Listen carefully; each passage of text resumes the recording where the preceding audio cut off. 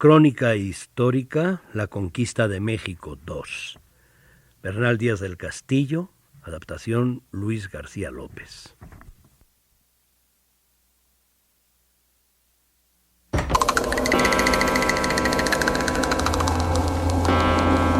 Narraciones nocturnas.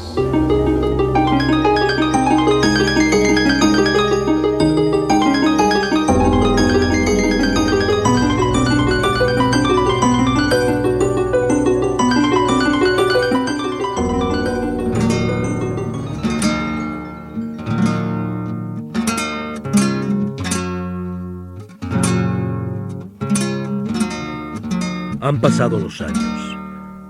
Yo, Bernal Díaz del Castillo, leo lo que escribí cuando acompañé al capitán Hernán Cortés. Os invito a escuchar unos pasajes de esa historia.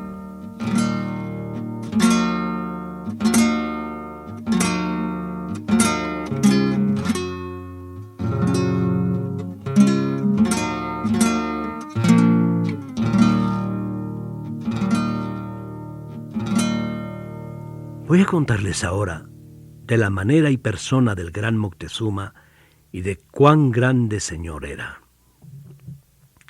Tenía aproximadamente 40 años de edad. Era de buena estatura y bien proporcionado, delgado, de color no muy moreno.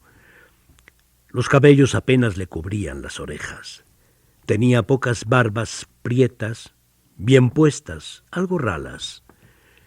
El rostro largo, alegre, unos ojos grandes que mostraban amor en la mirada y, cuando era menester, gravedad.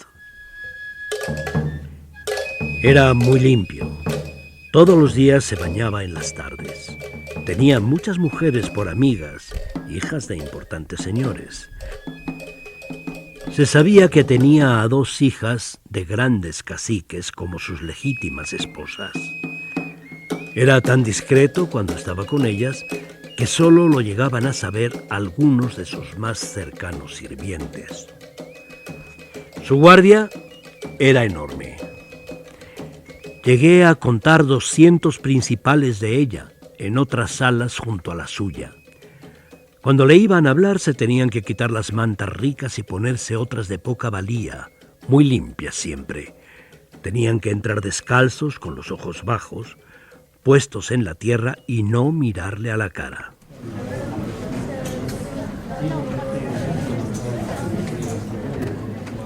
Cuando llegaban a él, hacían 3 marcadas reverencias y le decían en ellas: Señor, mi gran señor. Con pocas palabras le daban relación de a lo que iban y él con muy pocas palabras los despachaba. No le volvían las espaldas al despedirse de él, sino la cara y con los ojos bajos en tierra, hacia donde él estaba. Vi que cuando otros grandes señores venían de lejanas tierras por pleitos o negocios, al llegar a los aposentos del emperador, tenían que hacerlo descalzos y con pobres mantas. En el comer le tenían sus cocineros sobre 30 maneras de guisados, hechos a su gusto y costumbres. Los tenían puestos en braseros de barro chico para no enfriarse. De aquello que el gran Moctezuma había de comer, guisaban más de 200 platos, sin contar más de 1000 para la gente de guardia. Oí decir que le solían guisar carnes de muchachos de poca edad. Como tenía tanta diversidad de guisados, era imposible darse cuenta si le servían carne humana.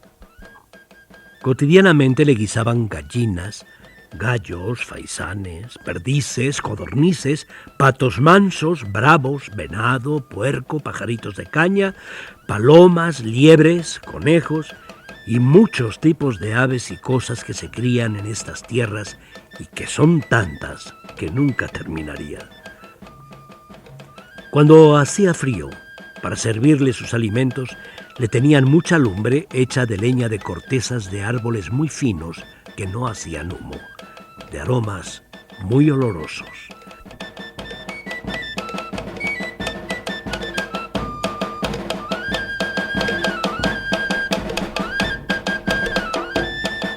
Para no darle más calor del que él quería, le ponían delante una tabla labrada con oro.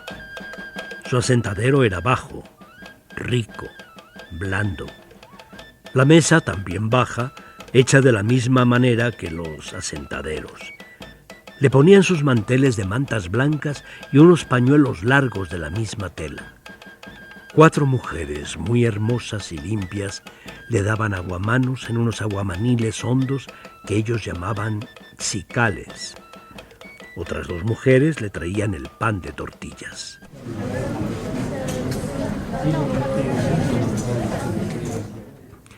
Ya que comenzaba a comer, ponían enfrente de él una gran tabla como puerta muy pintada de oro para que no le viesen comer. Las mujeres quedaban apartadas y se le ponían al lado 4 señores viejos de pie con quien Moctezuma de cuando en cuando platicaba y preguntaba cosas. A veces, como mucho favor, daba a cada uno de estos viejos un plato de lo que a él más gustaba. Servíanle en barro de Cholula, uno colorado y otro prieto. Mientras el emperador comía, ni por pensamiento habían de hacerle alboroto, ni los de su guardia hablar alto. Le traían fruta de todas cuantas había en la tierra, pero él comía muy poca. Le llevaban unas copas de oro fino con una bebida hecha de cacao. Las mujeres le servían de beber con gran acato. En ocasiones, al tiempo de comer, estaban unos indios corcovados, muy feos, chicos de cuerpo, parecían quebrados. Entre ellos eran chocarreros, le decían gracias, otros le cantaban y le bailaban, pues Moctezuma era aficionado a placeres y cantares. A aquellos mandaba dar las sobras y los jarros de la bebida de cacao. Las mismas 4 mujeres alzaban los manteles y le tornaban a dar aguamanos con mucho acato. Moctezuma hablaba a aquellos 4 principales en cosas que le convenían y se despedían de él con la gran reverencia que le tenían. Él se quedaba reposando. Después de que él había comido, lo hacían los de su guardia y los sirvientes. Me parece que sacaban más de 1000 platos, como ya lo he dicho. También le ponían en la mesa 3 cañutos muy pintados y dorados que tenían dentro liquidámbar revuelto con unas hierbas que se dice tabaco.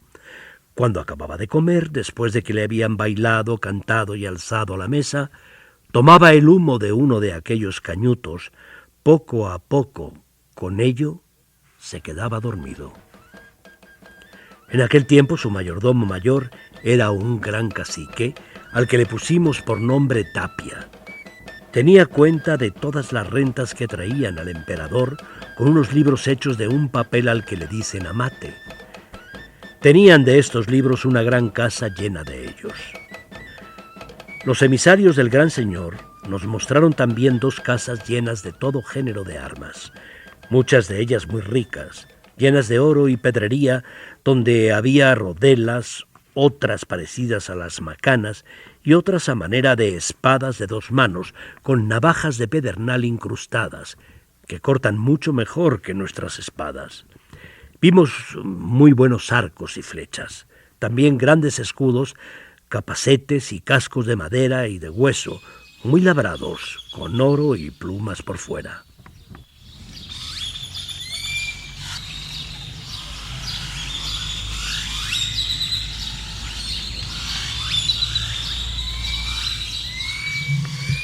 Algo notable nunca visto para los españoles fue la visita que hicimos a la casa de las aves del emperador. Es muy difícil describirlas todas. Desde águilas reales, otras águilas más chicas, aves de cuerpos muy grandes, hasta pajaritos muy pequeños, pintados de muchos colores. De aquí toman las plumas para los riquísimos plumajes que tienen. Las plumas verdes son de un pájaro que aquí llaman quetzal, muy parecido a las picazas que hay en nuestra España. Otros pájaros con plumas hasta de 5 colores que he llegado a contar: verde, colorado, blanco, amarillo y azul. Tanta diversidad de papagayos jamás imaginada, además de todo tipo de patos y gansos de muy buena pluma. En aquella casa había un gran estanque de agua dulce. El emperador tenía en él otro tipo de aves, muy altas de zancas, colorado todo el cuerpo, las alas y la cola. En Cuba las llaman xpriris. En el estanque había gran variedad de aves que siempre estaban en el agua.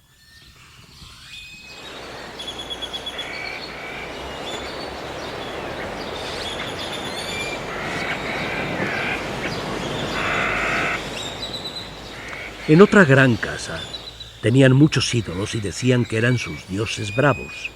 Allí tenían todo tipo de alimañas: tigres, leones, lobos, zorros y otras alimañas más chicas. Toda esa carnicería se mantenía con carne. Les daban de comer venados, gallinas, perrillos, entre otros muchos que cazaban, y aún oí decir de los indios que sacrificaban.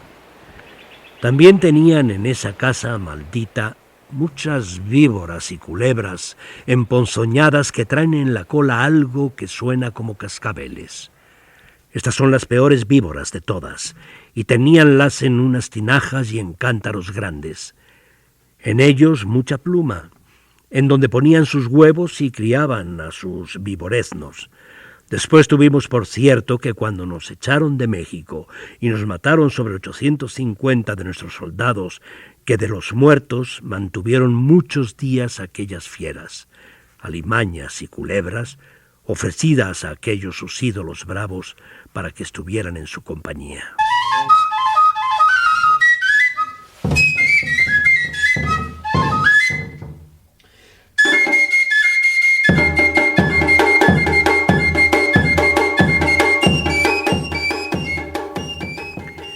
Es de resaltar los oficios tan diversos con tantos maestros, trabajos tan admirables.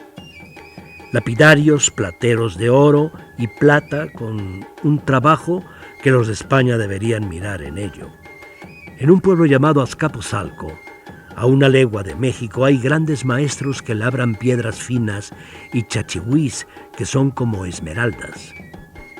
Están las indias tejedoras y costureras que hacen para el emperador y su corte tanta multitud de ropa fina con muy grandes labores de pluma.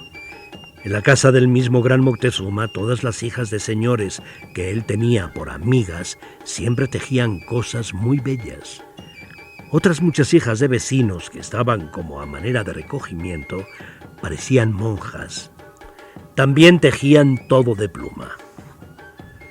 Estas monjas tenían sus casas cerca del gran Cu del Huichilobos o Huitzilopochtli, y por devoción suya o de otro ídolo de una mujer llamada Coatlicue, decían que era su abogada para casamientos.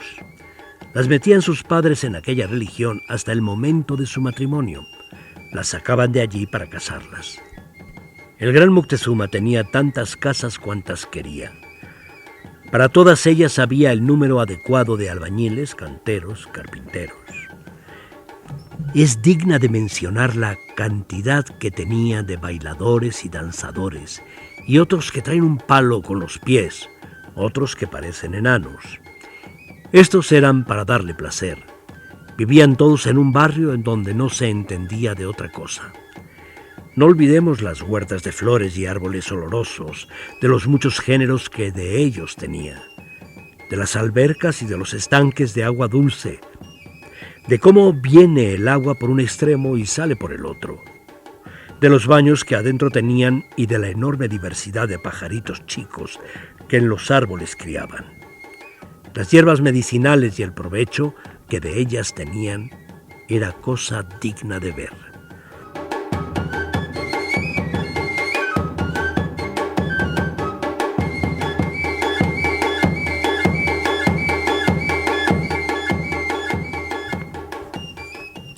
Llevábamos 4 días en la Ciudad de México. No salía el capitán ni ninguno de nosotros de los aposentos, excepto a las casas y huertas que aquí he descrito para ustedes. Cuando Cortés nos dijo que sería bueno ir a la Plaza Mayor para ver el gran adoratorio a sus dioses. Envió a decir eso a Moctezuma para que lo tuviese por bien. mandó como mensajeros a Jerónimo de Aguilar y a doña Marina.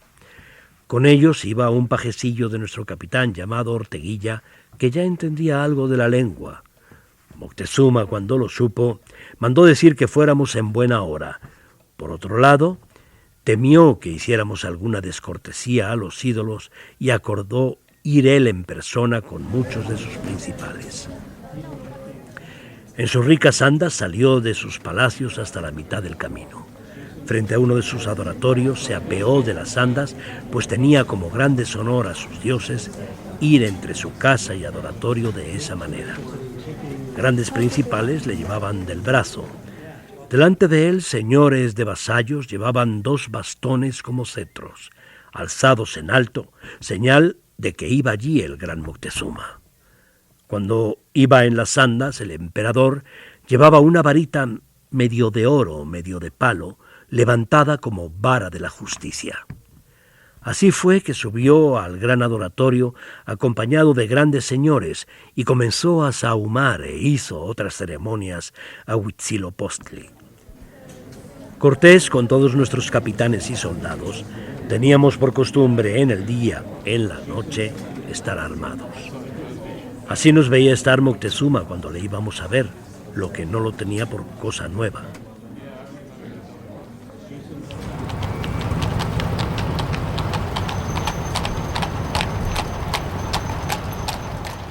A caballo nuestro capitán y todos los demás que lo tenían, con la mayor parte de nuestros soldados muy pertrechados, fuimos a la plaza de Santiago Tlatelolco o Tatelulco, como ellos decían. Iban muchos caciques que Moctezuma envió para que nos acompañasen. Cuando llegamos a la gran plaza, como no habíamos visto tal cosa, quedamos admirados de la multitud de gente, mercaderías que en ella había, además del gran concierto, regimiento que en todo tenían. Los principales que iban con nosotros, todo nos lo mostraban. Todas las mercaderías estaban ordenadas por género, tenían situados y señalados sus asientos.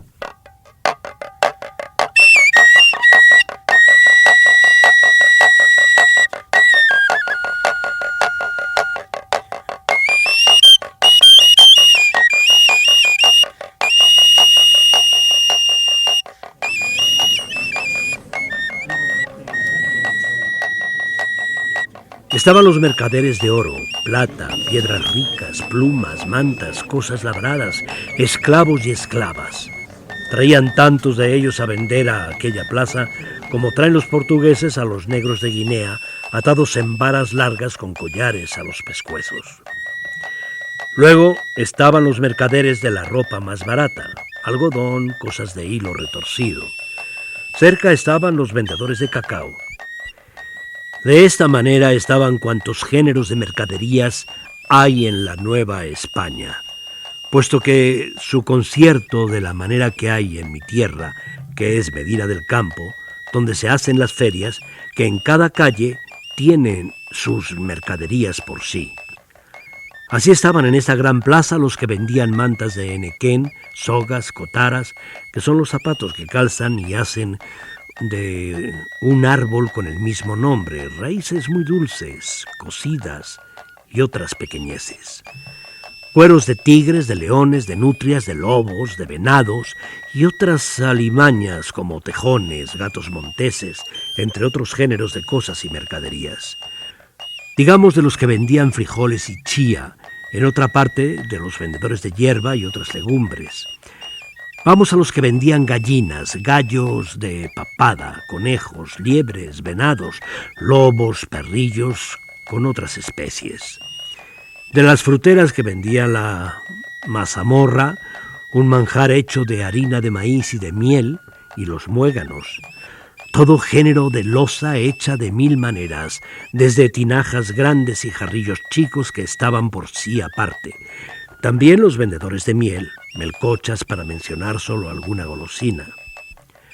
Junto estaban los que vendían madera, tablas, cunas, vigas, tajos, bancos, los vendedores de leña o cote. ¿Para qué gasto yo tantas palabras en describir lo que vendían en aquella gran plaza? Para no acabar tan pronto de contar a ustedes al detalle todas las cosas, también estaban a la venta el papel, el amal o amate, unos cañutos de olores con liquidámbar llenos de tabaco, otros de ungüentos amarillos. Vendían mucha grana en los portales que estaban en aquella gran plaza. Muchos herbolarios. Tenían allí sus casas en donde juzgaban 3 jueces y otros como alguaciles que eran las autoridades de la gran plaza. Se me había olvidado la sal y los que hacían navajas de pedernal y de cómo las sacaban de la misma piedra. Vendían hachas de latón, cobre, estaño, jícaras y unos jarros muy pintados hechos de madera. Dejamos la gran plaza. Llegamos a los grandes patios donde estaba el gran Q, el gran adoratorio. Antes de llegar a él había un gran circuito de patios que eran más en tamaño que la plaza que hay en Salamanca, con 2 cercas alrededor de calicanto. El mismo patio era todo empedrado de piedras grandes, de losas blancas y muy lisas. Todo muy limpio, pues no se hallaba ni una paja ni polvo en todo él.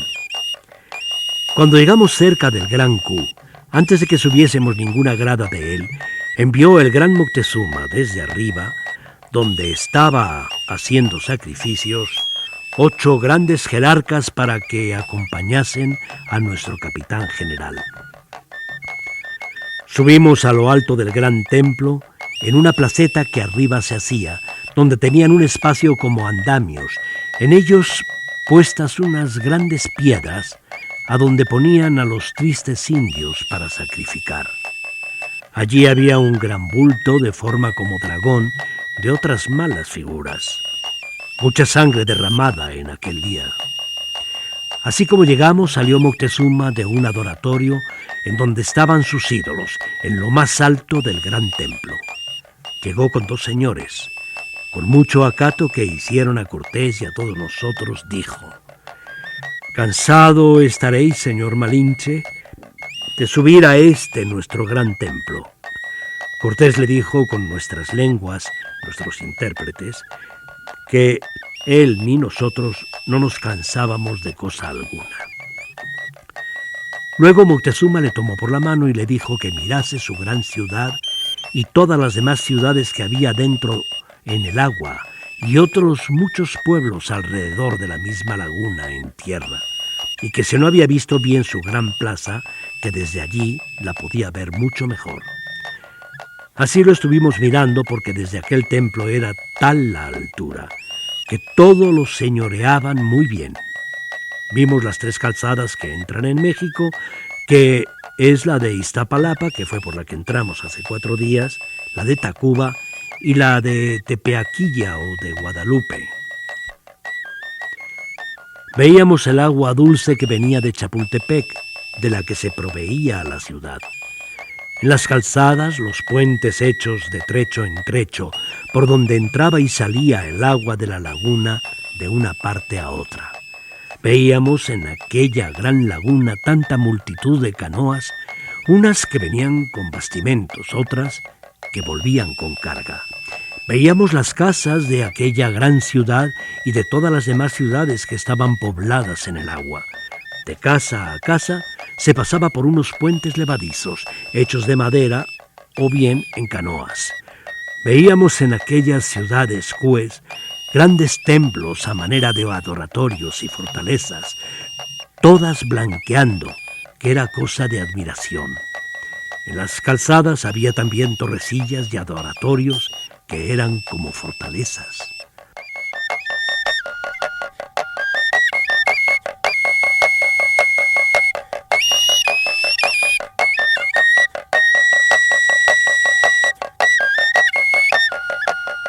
Después de bien mirado y considerado todo lo que habíamos visto, tornamos a ver la gran plaza, la multitud de gente que había en ella, unos comprando, otros vendiendo, que solamente el rumor y el zumbido de las voces que allí había sonaba a más de una legua.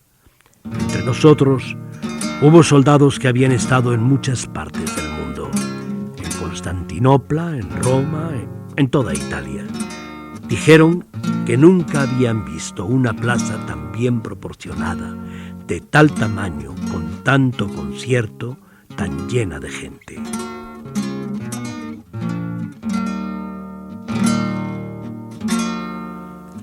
Debo confesarles el temor de que mis palabras hayan fatigado a sus oídos. Por eso creo conveniente dar por terminada aquí esta narración. Espero que lo aquí descrito haya sido de su interés, amable público radioescucha.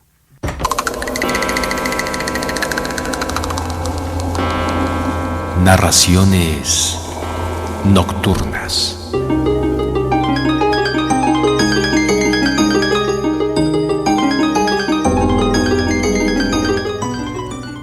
Lectura de Lorenzo de Rodas. Guión y producción, Luis García López. Realización técnica, Óscar Marrufo Hernández.